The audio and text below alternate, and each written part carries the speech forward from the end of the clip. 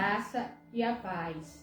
Hoje estaremos falando sobre não há cristianismo sem transformação de vida. Pai, ilumina teu servo para falar conosco, que vidas venham ser alcançadas, transformadas pelo poder da tua palavra. Abençoa a todos, eu te peço e te agradeço, no nome de Jesus. Amém. A graça e a paz. Não há cristianismo sem transformações de vida. Não há um verdadeiro cristianismo se não houver uma verdadeira transformação de vida, né?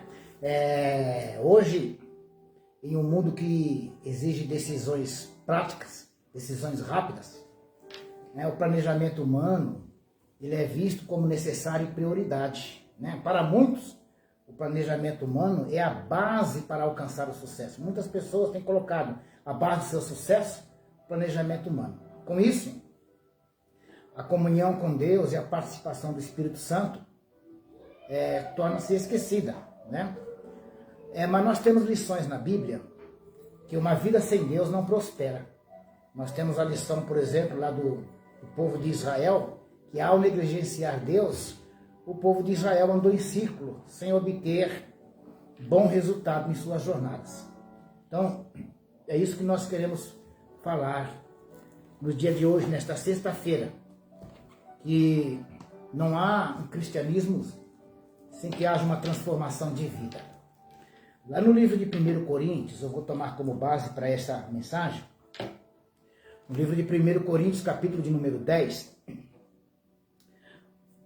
a partir do versículo 1 ao 5, o texto diz assim: Ora, irmãos, não quero que ignoreis que nossos pais estiveram todos debaixo da nuvem, e todos passaram pelo mar, e todos foram batizados em Moisés, na nuvem e no mar, e todos comeram de um mesmo manjar espiritual, e beberam todos de uma mesma bebida espiritual, porque bebiam da pedra espiritual que os seguiam, e a pedra era Cristo. Mas Deus não se agradou da maior parte deles, pelo que foram prostrados no deserto. Amém, Jesus. Bem, então, Deus deseja nos moldar para uma nova vida, né? Nós vamos abordar aqui dentro desse texto dois fatores importantes baseados no texto para as nossas vidas. Primeiro, precisamos colocar Deus em nossos planos. Como havia dito na introdução, né, hoje muitas pessoas colocam o seu planejamento humano como prioridade, descartam Deus, né, e automaticamente a presença do Espírito Santo. Então, em primeiro lugar, precisamos colocar Deus em nossos planos. E em segundo lugar, devemos passar a transferência de controle a Deus. É sobre esses dois pontos que eu quero destacar nesta mensagem, né? Tendo em vista que não há um cristianismo sem transformação. Então, esses dois pontos é fundamental. Primeiro, precisamos colocar Deus em nossas vidas, em nossos planos. E depois, em segundo lugar, devemos passar a transferência do controle a Deus. Colocar Deus em nossos planos. No versículo 1, o texto que nós lemos diz assim: Ora, irmãos, não quero que ignoreis que nossos pais estiveram todos debaixo da nuvem e todos passaram pelo mar. Então, colocar Deus em nossos planos. Precisamos de colocar Deus à frente, né? Deixar de ter uma jornada baseada em uma visão limitada, na visão do homem, visão limitada, né? E passar a ser guiado pela direção divina. Consagrar a nossa jornada a Deus e a sua soberania. Devemos de deixar esse pensamento de que e priorizar, né, as nossas decisões baseado em nossos próprios entendimentos e permitir o Senhor nos guiar. Lá no livro de Provérbios, capítulo 3, versículo de número 16, diz assim, ó: O alongar-se da vida está na sua mão direita, na sua esquerda, riquezas e honra. Então, nós devemos passar, né, todo o nosso ser, deixar ser guiado totalmente por Deus. Em 1 Coríntios, capítulo que nós lemos aqui, capítulo 10, versículo 1 e 2, diz assim, né? Ora, irmãos, não quero que ignoreis que nossos pais estiveram todos debaixo da nuvem e todos passaram pelo mar. todos foram batizados em Moisés, na nuvem e no mar. Bem, Paulo ele está alertando para o perigo da autoconfiança. Paulo está dizendo que os coríntios eles tinham uma autoconfiança. Assim como lá atrás o povo de Israel permitia esse sentimento, essa autoconfiança entrar no coração, né? Então, na nova versão internacional, a NVI, esse primeiro versículo do capítulo 10 de Coríntios, ele está igual ao texto original ali do grego, né? Então, na NVI, o texto aparece assim. Ao invés de dizer ora, como aqui, ele diz assim, porque não quero, irmãos, que vocês ignorem. Então, ele está dizendo assim, porque eu não quero que vocês ignorem. Ou seja, o povo estava ignorando. Paulo vai mostrar que aquele povo de Israel ignorou, né, a vontade de Deus. Ignorou o propósito de Deus na vida deles. Paulo está exortando contra a autoconfiança, que pode levar ao fracasso. Muitas pessoas têm sido conduzidas ao fracasso devido a essa autoconfiança, né? Muitos têm fracassado exatamente por confiar em excesso, por haver se batizado e estarem cumprindo atos religiosos. Muitas pessoas pensam que porque se batizou, que estão cumprindo atos religiosos, então isso lhes dá garantia de uma nova vida, de uma vida transformada. Por isso que nós estamos alertando que não há verdadeiro cristianismo sem uma transformação de vida. E muitos estão confiando nisso, porque batizados, estão dentro de uma igreja, têm uma nova vida. Estão vivendo o verdadeiro cristianismo. Isso não é verdade. Estar dentro de uma igreja, né, não te faz cristão. Estar dentro da igreja não faz a pessoa um verdadeiro cristão. Nem todos que são de Israel são israelitas. O fato da pessoa estar dentro de um estábulo, um estaleiro ali, não quer dizer que a pessoa é um gado. Tem que tomar muito cuidado com isso. Muitas pessoas estão confiantes. Estão confiando, uma autoconfiança. Porque se batizaram, estão dentro de uma igreja, estão tendo uma vida transformada, estão vivendo o verdadeiro cristianismo. Isso não é verdade. Paulo usa a nação de Israel como exemplo.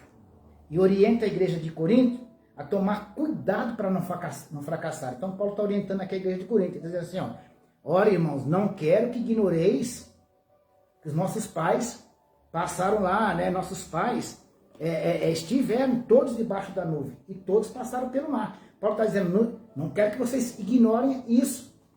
Paulo está dando um exemplo que aquele povo de Israel passaram pelo mar, estiveram debaixo da nuvem, mas não viveram a verdade, a vontade de Deus. Muitas pessoas se batizaram, muitas pessoas estão dentro da igreja, mas isso não quer dizer que é um verdadeiro cristianismo. Tem que tomar cuidado com essa autoconfiança. A nação de Israel passaram uma transição. Saíram do Egito, da escravidão. Eles estavam no Egito, né, lá na escravidão, e fizeram uma transição. Porém, fizeram apenas uma transição de lugar, uma transição geográfica. Muitos têm feito uma transição territorial. Muitos têm feito uma transição em sua vida. Muitos têm deixado o catolicismo, muitos têm deixado o espiritismo, muitos têm deixado sua religiosidade, sua tradição, mas não houve uma transição moral e espiritual. Assim como o povo de Israel saiu do Egito, fizeram uma transição, saíram do Egito, mas não houve uma transformação moral e espiritual na vida deles. Muitos hoje também fizeram uma transição, mas não houve uma transição moral e espiritual. A transição moral e espiritual exige uma mudança radical. Não é um mais ou menos, hoje eu sou mais ou menos, mudei mais ou menos, tive alguma mudança. Não, exige uma mudança radical. A transição, tanto moral quanto espiritual.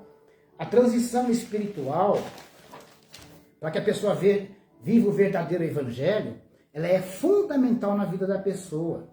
Essa mudança é a grande oportunidade de evolução e de realinhamento com Deus e os seus propósitos. Para essa nova vida, trata-se de processo de reaproximação com Deus. Então, quando Israel sai lá do Egito, né, ali foi uma oportunidade né? Para eles se realinharem com Deus, realinhar o propósito de Deus na vida deles. E eles deveriam ter essa aproximação de Deus e não tiveram. Você vai ver na história, no livro de Êxodo, que quando eles atravessam ali o mar, eles passam para o outro lado, em vez de se realinharem com Deus, voltarem para Deus, veja que logo eles caem na idolatria. Fazem um bezerro de ouro, né? Atentam a Deus no deserto, questionam a Deus. Então não houve esse realinhamento. Então a transição moral e espiritual é uma transição que tem que ser radical na vida da pessoa. O verdadeiro cristianismo exige uma transformação radical na vida da pessoa. Esse é o primeiro ponto que nós falamos. O segundo ponto dessa mensagem, né, é passar a transferência do controle de Deus. É passar a transferência transferir a nossa vida para o controle de Deus. É isso que Israel deveria ter feito. É isso que aquele povo, quando sai do exílio babilônico, deveria ter feito na vinda de Jesus, através da pregação de João Batista. E é isso que a igreja de hoje deve fazer. O verdadeiro cristianismo, né, é passar a nossa vida totalmente para o controle de Deus. Deus controlar a nossa vida. Esse é o verdadeiro cristianismo. Bem, Paulo orienta a não fazer o mesmo que fizeram no passado. E muitos estão fazendo hoje, desagradando a Deus. Porque no capítulo 5, ele diz assim, ó, mas Deus não se agradou da maior parte deles, pelo que foram prostrados no deserto. Então, quando nós não passamos a nossa vida, nós não passamos a nossa vida totalmente para que Deus venha controlar, acaba desagradando a Deus. E isso não é o verdadeiro cristianismo. O verdadeiro cristianismo é ter uma transformação de vida. Bem, a maneira apresentada por Paulo e pelas Escrituras de viver um verdadeiro cristianismo é realinhando-se com Deus. De que maneira nós podemos viver o verdadeiro cristianismo? A base das Escrituras, baseado nas Escrituras. Nós só podemos viver um verdadeiro cristianismo se a nossa vida estiver realinhada com Deus, debaixo dos propósitos de Deus, sendo conduzido por Deus, em obediência a Deus. Então teremos uma vida transformada. A forma apresentada é uma nova vida com Deus. Isso remete a um início. O batismo faz parte desse início. O batismo vai fazer parte desse início, dessa vida transformada, dessa vida alinhada com Deus. Porque lá no livro de 2 Coríntios, Paulo escrevendo sua segunda carta aos Coríntios, no capítulo 5, versículo de número 17 e o 18, Paulo orienta assim, ó. E assim, se alguém está em Cristo, é nova criatura. As coisas antigas já passaram, eis que se fizeram novas. Ora, tudo provém de Deus, que nos reconciliou consigo mesmo por meio de Cristo, e nos deu o ministério da reconciliação. Então, como que nós podemos nos reconciliar com Deus? Por meio de Cristo, né? Por meio de Cristo. Através do início, iniciar, voltarmos ao início. E esse início se dá por meio do batismo. Essa nova vida é o cristianismo autêntico, uma vida em Cristo. Então o verdadeiro cristianismo não é como muitas pessoas têm hoje colocado. O verdadeiro cristianismo é uma vida em Cristo. Uma vida em Cristo. A nação de Israel foi batizada em Moisés. Porque o apóstolo Paulo, ele vai dizer assim, ó, no texto que nós lemos. Todos foram batizados em Moisés, na nuvem e no mar. Então, aquele povo, a nação de Israel, foram batizados em Moisés. Lá na NVT, a nova versão transformadora, o texto diz assim, ó, todos foram batizados como seguidores de Moisés. O que significa isso? A partir do batismo, ali, eles deveriam seguir a lei e os mandamentos de Moisés. Deus o resgatou do Egito. Eles passaram ali pelo mar, pelas águas aí pelo mar, embora o mar se abriu, mas eles passaram pelo mar, e eles foram batizados em Moisés, ou seja, eles deveriam, a partir daquele momento, seguir a lei de Moisés e os seus mandamentos.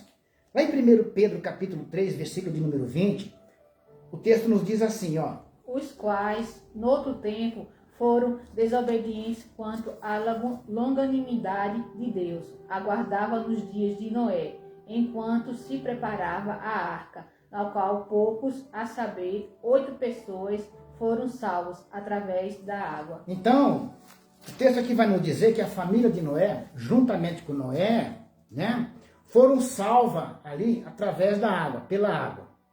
O batismo do Novo Testamento corresponde ao batismo do Antigo Testamento. Em ambos os casos, as pessoas rompem com a vida passada. Tanto ali Noé e a família de Noé, né, nas águas, eles romperam com aquela vida passada. Aquele povo ali, o contexto, aquele povo todo estava depravado. Quando Noé entra na arca com a sua família e passa ali pelas águas, eles romperam com aquele passado. Porque as pessoas morreram, eles não tiveram mais contato com aquela vida. Agora, eles depois do dilúvio, eles tiveram uma nova vida, eles romperam com o passado. Quando o povo do Egito sai do Egito e passa pelo mar, eles romperam com o passado. Deveriam romper com o passado, com o Egito. Então, hoje, quando a pessoa ela é batizada, ela deve romper com o passado. Se ela não rompe com o passado, não há transformação de vida, então ela não vive o verdadeiro cristianismo. Ora, então, a água não é capaz de salvar. O batismo não salva ninguém. A água não é capaz de salvar. No batismo,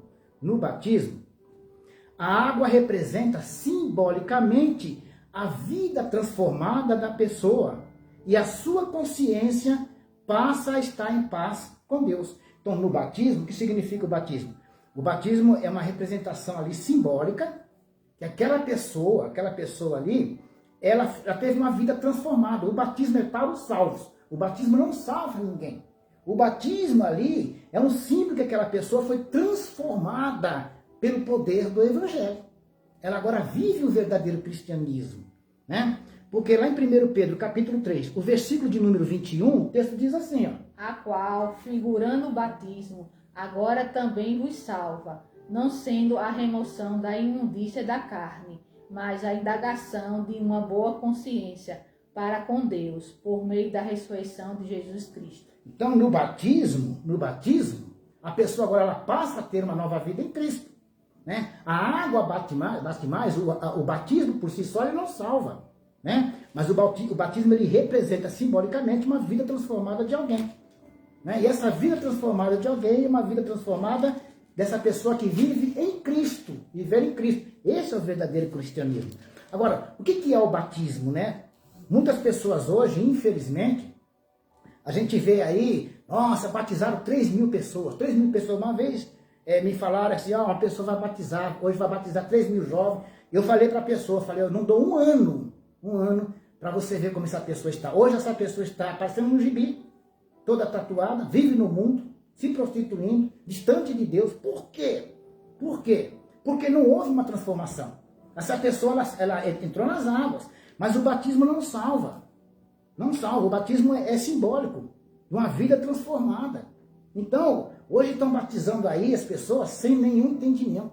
Batizaram 3.000 pessoas, 4.000 pessoas. Mas se essas pessoas não tiverem uma vida transformada, esse batismo não leva ela a um cristianismo verdadeiro. Por isso, nós nos preocupamos hoje. Hoje estão batizando crianças de qualquer jeito. Batizando menino de 10, 12 anos. Sem saber o significado disso. Bom, no batismo, né, nós somos batistas, nós viemos de linha batistas. Então, no batismo, a pessoa, ela imerge na água. Quando você vai batizar uma pessoa, a pessoa, ela imerge na água, ou seja, ela fica submissa. Se você imergir uma pessoa na água e deixar ela embaixo da água, o que acontece com aquela pessoa? Ela morre. Então, no batismo, né, a pessoa, né, ela imerge na água, fica submersa. E depois ela submerge da água. Né? A pessoa ela é imergida e depois ela submerge da água. Ela sai da água. Né? O sair da água significa ressurgir, voltar. Isso é o milagre. Isso é o milagre que muitas pessoas não compreendem. Hoje estão batizando sem nenhuma compreensão. Então, quando a pessoa ela emerge na água, significa, né, ali morreu. Quando ela submerge, é um milagre. Quem dá vida é Cristo. Só Cristo dá vida. Né? Por isso, nós não somos aspersionistas, né? Aqueles que batizam por aspersão. Né? O que é aspersão? Aspersão é colocar água na cabeça da pessoa, jogar água na pessoa, né? Nós não somos, né? Nós não somos aspersionistas, os que batizam por aspersão. Nós somos imersionistas, né? Até mesmo pela etimologia da palavra. Nós somos imersionistas. Nós cremos na imersão da pessoa. Foi assim que foi ensinado por Jesus. Foi assim que foi ensinado pelos apóstolos. Foi assim que foi ensinado pelos pais da igreja. É assim que nós cumprimos o evangelho de Cristo. É esse o batismo. Por isso que nós somos imersionistas, não, né, aspersionistas. Quando Paulo diz, assim que se alguém está em Cristo é nova criatura, né? Lá em 2 Coríntios capítulo 5, a parte A do versículo, diz assim, ó. E assim, se alguém está em Cristo, é nova criatura. O que Paulo está dizendo com isso? Isso indica, né? Indica esta união com Cristo. Aqueles que eram inimigo do Senhor, inimigo de Deus, agora são amigos pelo fato de colocar seus interesses baseados no propósito de Deus. Então eles passam agora a serem amigos de Deus, porque estão em Cristo Jesus. Foram reconciliados com Cristo Jesus, né? Não há como viver um verdadeiro cristianismo sem uma transição moral e espiritual, né? O evangelho, ele convoca o pecador ao arrependimento. O cristianismo é viver a vida oferecida no evangelho de Cristo. Hoje, infelizmente, né, com esse evangelho da facilidade, né, com esse evangelho até mesmo que vinde como está e permaneça como está, isso aí não é o verdadeiro cristianismo. Se não há transformação genuína, né? Se não há essa transformação de mente, se não há uma transação espiritual radical, isso não é o verdadeiro cristianismo, de maneira nenhuma. E hoje, né? Hoje virou moda dizer, sou evangélico. E muitos falam sem nem saber qual é a etimologia da palavra, o que significa evangélico, né? A palavra evangelho, ela vem do latim evangelium, que significa boas novas. Ora, você entende o quê? Isso refere à pessoa, né? A pessoa que significa ela ser evangélica, significa uma pessoa que submete-se ao evangelho, ensinamento do evangelho de Jesus. Então, ser evangélico significa uma pessoa que se submete aos ensinamentos do evangelho de Cristo. Tem muitas pessoas dizendo que são evangélicas e não se submetem ao evangelho de Cristo. Estão aí levando de qualquer maneira. Estão aí levando a vida de qualquer maneira, achando que isso é o verdadeiro cristianismo. E não é. Não é. Né? Então o verdadeiro evangelho, né, ele tem que oferecer o arrependimento. O cristianismo é viver a vida oferecida no evangelho de Cristo. Não esse evangelho da facilidade. Né? Dizer que é evangélico, isso não é o verdadeiro cristianismo. Porque muitos estão vivendo totalmente fora da vontade de Deus.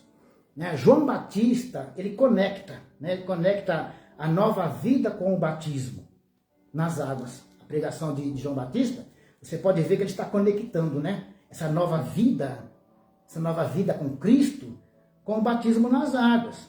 João Batista mostrava essa associação, né? Que a água era necessário para a impureza, né? E, além do mais, João Batista ele exortava seus ouvintes ali a mudarem de vida para que houvesse uma intervenção divina. Eles não poderiam continuar da mesma maneira. Tinha que ter essa transformação para que houvesse uma intervenção divina, né? Não viver o verdadeiro cristianismo é caminhar para a perdição. Lá no livro de Mateus, capítulo 3, o versículo de número 11, João Batista ele vai dizer assim, ó. Eu vos batizo com água para arrependimento, mas aquele que vem depois de mim é mais poderoso do que eu, cujas sandálias não sou digno de levar. Ele vos batizará com o Espírito Santo e com o fogo. O que fazendo aqui uma exegese do texto, o que João Batista está dizendo? João Batista está dizendo assim, ó, eu não batizo como ele batiza. Ele está dizendo assim, eu batizo com água, mas ele não vai batizar com água. Se você pegar o texto sinótico, aqui, o Evangelho vai dizer que Jesus não batizou, e sim os seus discípulos batizaram. João Batista está dizendo assim, ó, se arrependam e eu vos batizo com água. Aquele que vem após mim não vai batizar com água. Ele vai vos batizar com Espírito e com fogo. Então, em outras palavras, João Batista está dizendo assim, ó, arrependam-se para ter uma nova vida com Cristo. Aqueles que tiveram uma nova vida com Cristo serão batizados pelo Espírito. Pelo Espírito.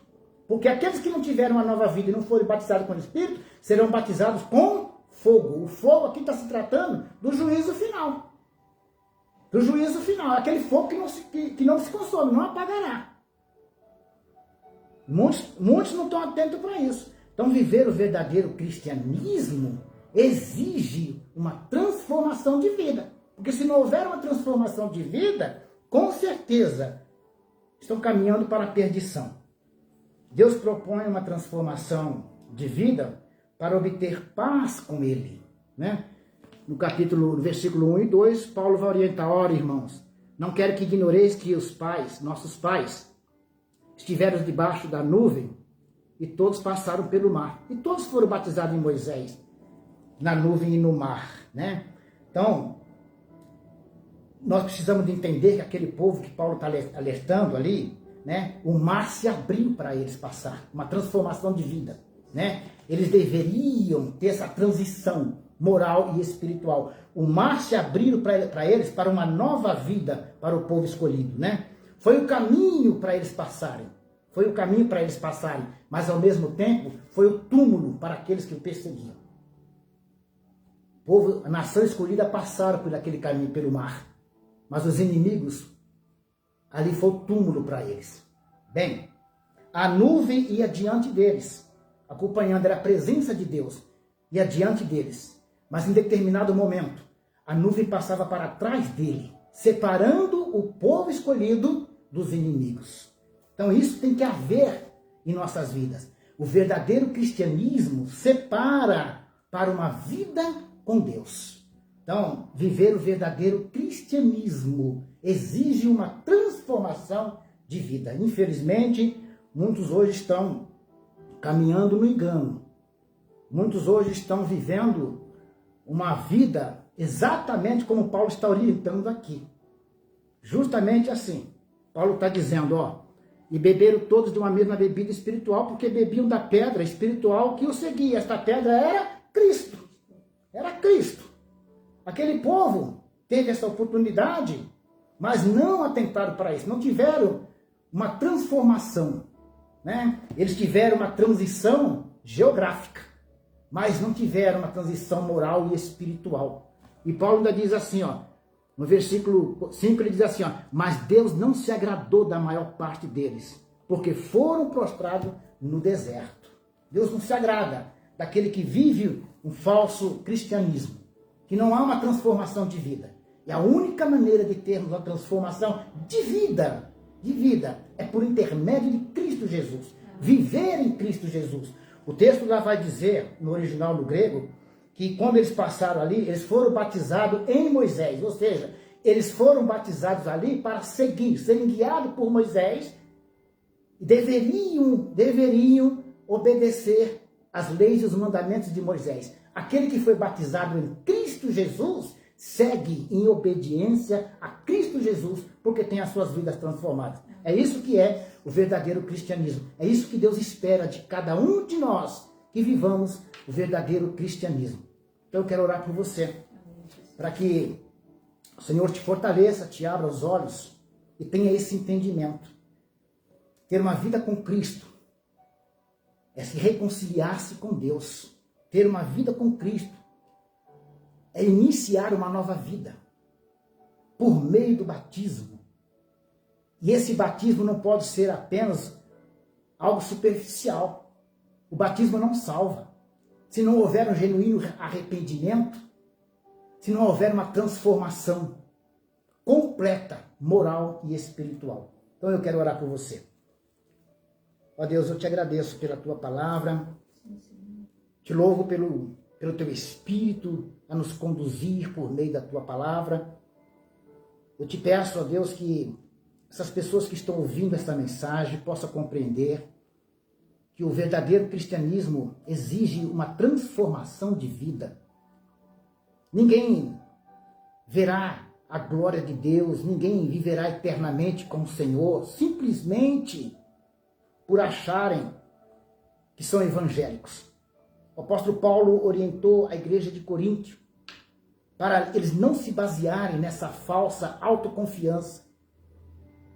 Então eu te peço neste momento, ó Senhor, que haja um entendimento, que abra os olhos espirituais de muitos, que possam ter uma vida em comunhão com o Senhor, um relacionamento de intimidade com o Senhor, por meio da Tua palavra, vida de oração, uma vida consagrada ao Senhor, entregar os seus caminhos ao Senhor, entregar os pensamentos, os desejos, para que possam satisfazer a vontade do Senhor e assim viverem o verdadeiro cristianismo.